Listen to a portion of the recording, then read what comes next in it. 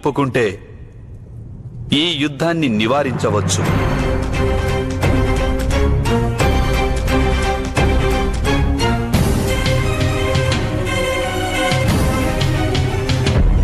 వాసుదేవా,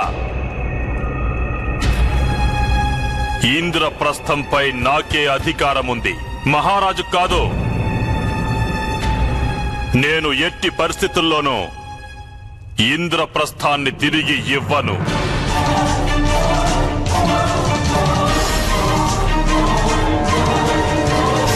ఇక ఇంద్రప్రస్థానికి పాండవులు రాజులు కానంత వరకు వారికి యుద్ధం చేసే అధికారమే లేదు వాసుదేవా. అన్యాయాన్ని ఎదిరించి యుద్ధం చేసే అధికారం అందరికీ ఉంది. యువరాజా, కేవలం పాండవులకున్న ఔదార్యం వలన ఇంతకాలంగా వారు యుద్ధం చేయలేదు.